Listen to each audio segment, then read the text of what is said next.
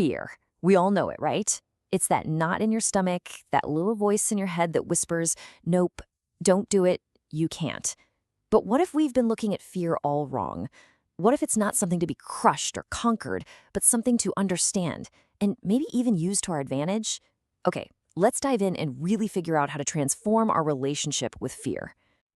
You know, the Stoic philosopher Seneca absolutely nailed this almost 2,000 years ago. Think about it. So much of what we're afraid of isn't what's actually happening, but what we imagine could happen in the future. This insight, this is our starting point. This is how we begin to take back control. All right, so first things first, let's get a handle on the problem. Fear is totally universal. It's part of being human. But sometimes that helpful little instinct can morph into what FDR once called a nameless, unreasoning terror that just paralyzes us. It keeps us stuck. At its core, fear is just biology. It's an ancient survival mechanism. When your brain spots a threat, and it really doesn't care if it's a saber-toothed tiger or a tough presentation at work, it flips the switch on this fight or flight system. It's basically getting you ready for action. Now, you probably look at this list and think, yeah, that feels awful. I get it. But here's the twist. Every single one of these feelings is actually your body trying to help you perform at your absolute peak. Your heart beats faster to pump more oxygen to your muscles. That adrenaline rush sharpens your focus. This isn't your body failing you. This is your body getting you ready for the challenge ahead.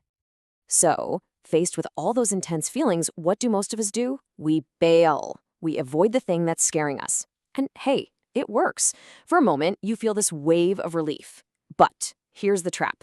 Every time we avoid something, we're basically telling our brain, see, that thing was dangerous. Good thing we ran away. The fear doesn't get smaller, it gets bigger and bigger. So if avoidance just makes our fear stronger, what's the alternative? Well, this is where we make a huge pivot. We're going to stop treating fear like an enemy we have to destroy and start seeing it as a potential ally. It's a radical idea, I know, but stick with me here. This question right here, this can change everything. Instead of asking, how do I get rid of this feeling? What if we started asking, okay, what is this feeling trying to tell me? What's the message here? Turns out, fear is kind of like a compass. It almost always points directly to the thing you need to do to grow. That tough conversation you've been putting off, that new project that feels too big, that speech you have to give, the fear is a giant flashing sign that something important is on the line. One psychologist even said that every time he did what he feared, it ended up being a pivotal, life-changing decision.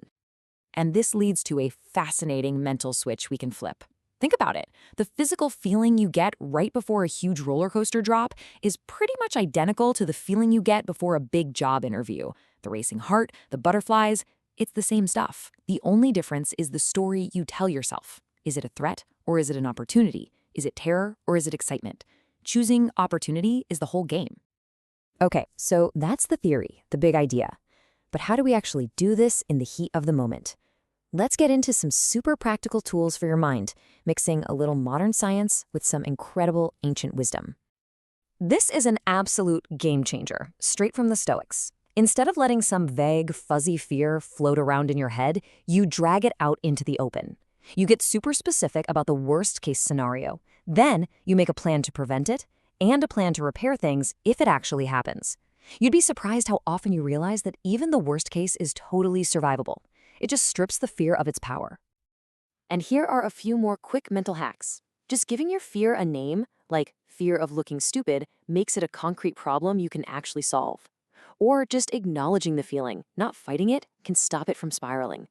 But my favorite, and you have to try this, is to literally say out loud, I'm excited. It sounds almost silly, but research shows it really works. It helps you reframe all that anxious energy into fuel for performance. Now, changing your mindset is huge. It's absolutely crucial. But those changes only really stick when we pair them with action. It's time to move from just thinking differently to actually doing differently. I love this story about the Stoic named Cato. See, he wasn't poor, but he was terrified of becoming poor. So what did he do? He practiced it. He'd intentionally make himself uncomfortable in small, controlled ways. He was basically building up an immunity to his fear through voluntary exposure. It's an incredibly powerful idea. And what's so cool is that Cato's ancient practice is basically the blueprint for one of the most effective modern treatments for anxiety, exposure therapy. You literally make a ladder of your fears, rating them from least scary to most terrifying. You start on the very bottom rung, and you just stay there until your anxiety naturally comes down. Then you take the next step. You are systematically teaching your brain through experience that you can handle it. So after all these tools, all these techniques, what are we actually aiming for here? What does winning even look like when it comes to fear? Well, the end goal might not be what you think. Let's be crystal clear about this. A life without any fear is not possible, and honestly, you wouldn't even want it. Fear is a vital alert system. It keeps you safe, and it tells you what's important to you. So no, the goal is not to eliminate fear. The goal is courage. And this is so important. Courage is not something you're born with. It's a skill. It's a muscle that you build every single time you do that fear-setting exercise, every time you reframe anxiety as excitement, and every time you take one tiny step up that exposure ladder. Courage is feeling the fear and doing it anyway. It's deciding that your goals are more important than your comfort.